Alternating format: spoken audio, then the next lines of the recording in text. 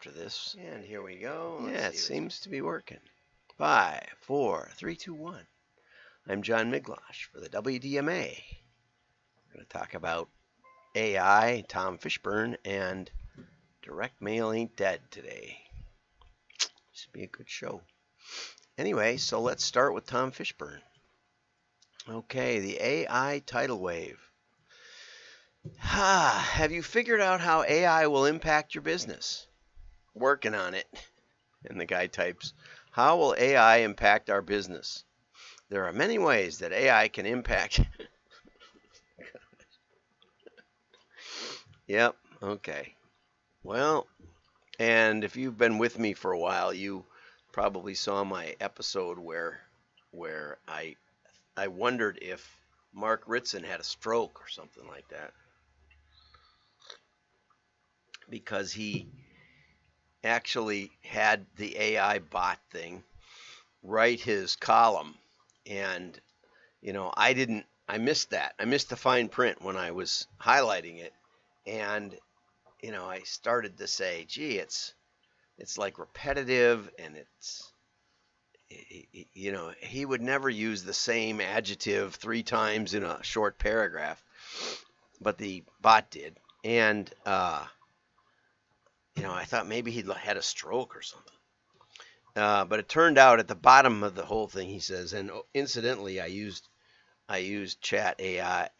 What's the name of it? Chat GPT to author this column. So I hope he doesn't do that again. But there's some interesting wisdom in this one. In 1995, May 26th, what's interesting about that is, I could look this up.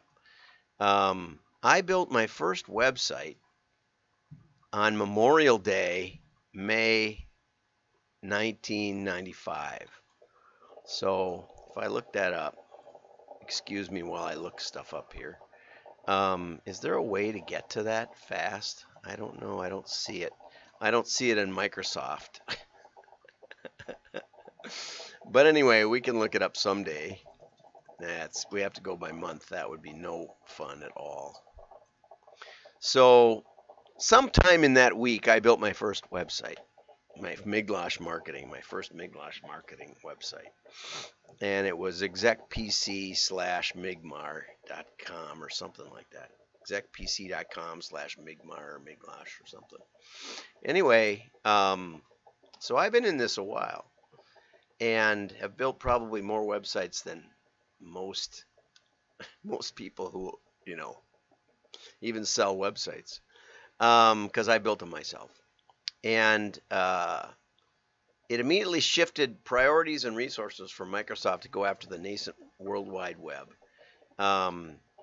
In those days, Netscape was the internet that was to the internet what ChatGPT is to artificial intelligence. And I keep thinking when I read, oh, this is no big deal, this is nothing, or this is the greatest thing ever, that neither of them are true. But this is a good perspective that ChatGPT is just the first go at it, And IBM tried to do voice recognition, speech recognition for like decades, 20 years at least, really seriously. But when Google came along, and they were able to, with the Android operating system, they were able to capture both the soundtrack and the corrections. See, that's what really made it work. What made it work is Google paid attention to the corrections.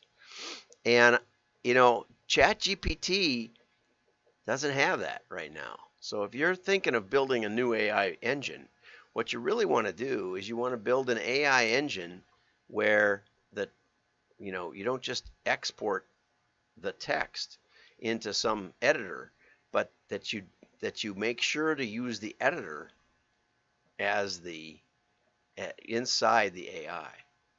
That's the fastest route to getting it to be reasonable. FYI, someone will make $1 billion on that idea. So the internet existed before Netscape, but I forget what the earliest browsers were. I remember Chameleon as And I remember writing in HTML code native, but I don't remember the browser.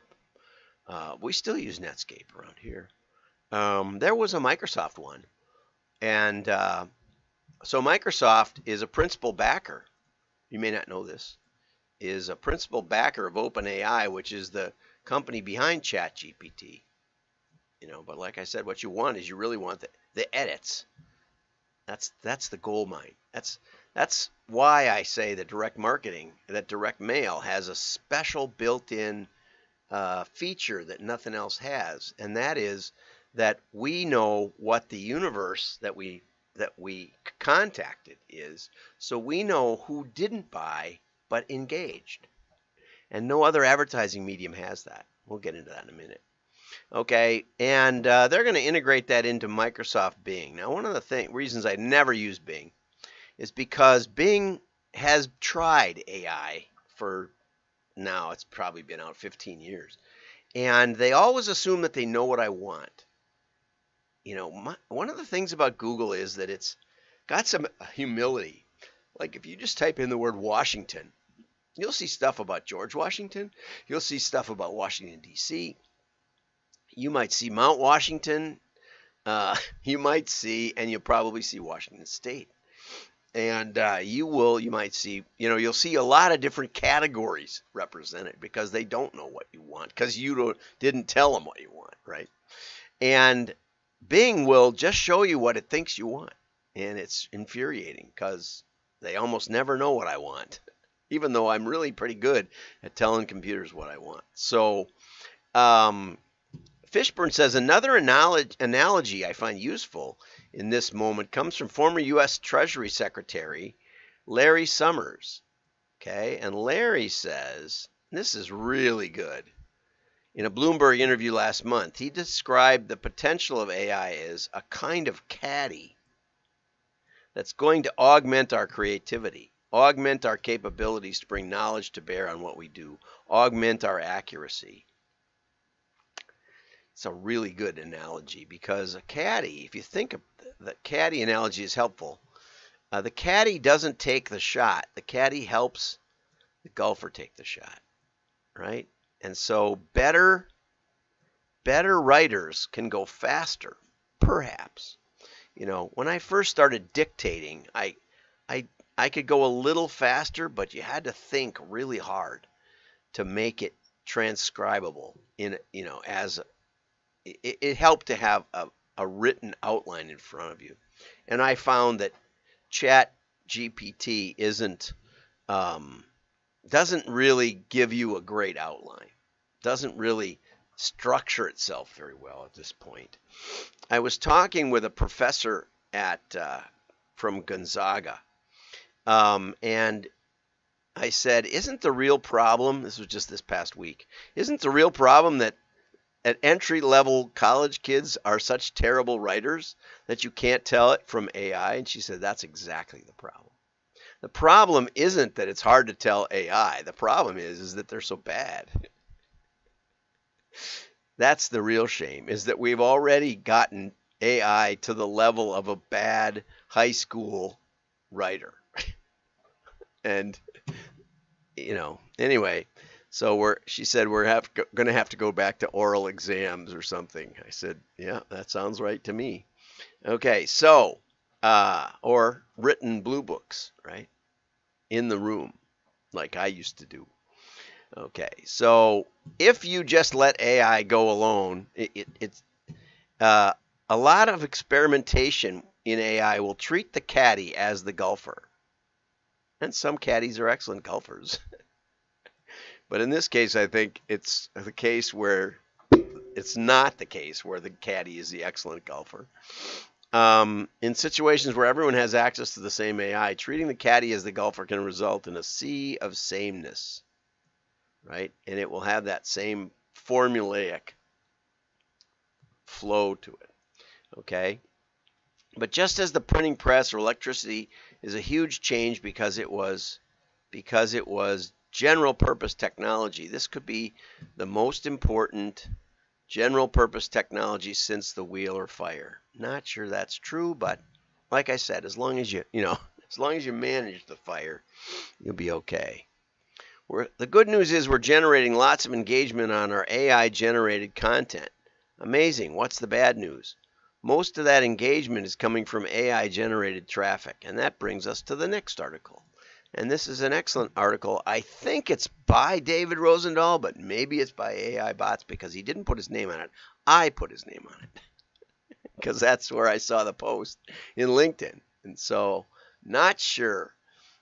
AI is a moderate golfer, first time on the course. Yeah, exactly.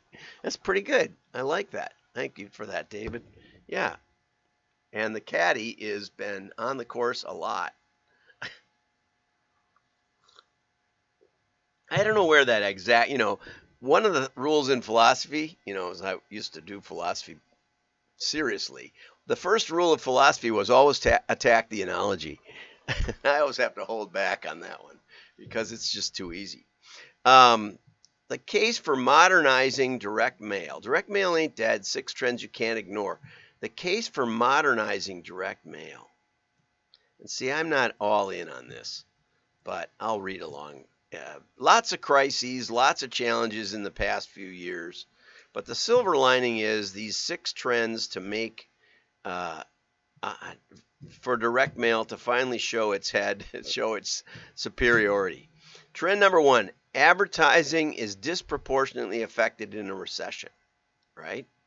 And what David or the author means is that printers who do not track the response, leads, and sales generated by direct mail they print for clients are in a vulnerable position, as they will be unable to demonstrate the connection between the direct mail they print and the revenue, right? And that's the real weapon of digital. It's not that digital's more effective. It's that digital figured out, as I think it was Stalin who said, it's not who votes, it's who counts the votes. And in digital, the Googles of the world, the ad networks, give you the results. And David will get back to this in a little bit. So normally, well, we'll go to the second point. Digital advertising has a dirty little secret. Ad platforms take false credit for lead and sales. Typically, they use last touch attribution, which means that if a customer gets a mailing piece from you, goes to your website, but maybe doesn't have the mailing piece handy at the moment, and then leaves, comes back and says, oh, gee, I need to buy that, types it in Google, it's not the measurement that's the problem.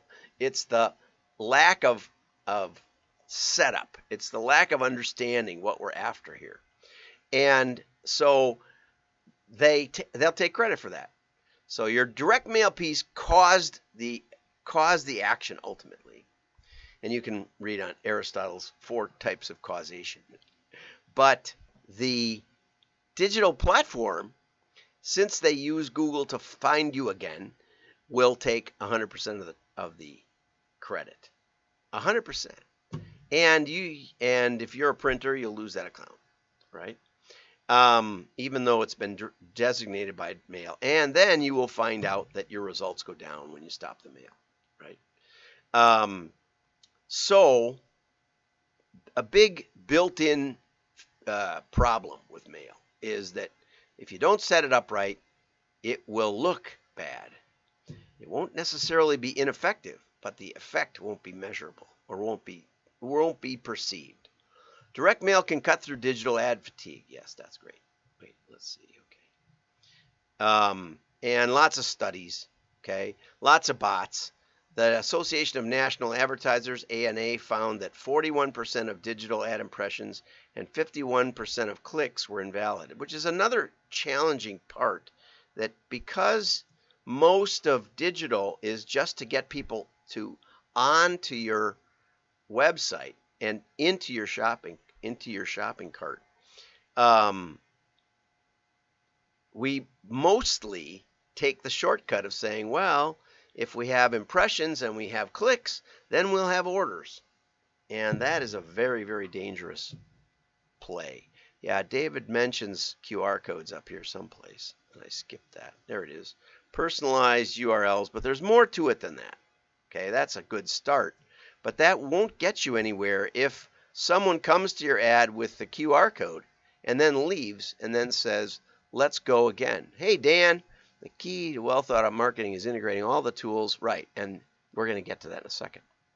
Okay, so, and be sure to share this. If you've commented, you should definitely share, okay, because you look good. So direct mail maintains a strong positive ROI, and for that they use those postal studies, which, I'd never seen a good case study come out of the USPS. I've never seen a good case study come out of these printer tools either. Direct mail's ability to play with digital channels, okay? And here's where we, again, part company. Yes, Data and Marketing Association, which used to be the Direct Marketing Association before they lost their soul, had a study that said you got a higher response rate with using direct mail with digital. Right. But that is a second order measurement. And what you really want is you want direct mail, you want the causal, what we're trying to do. We're trying to predict the future. We're trying to figure out what will work on the next mailing, and we're doing it by this mailing or the next advertising. We're studying through our advertising.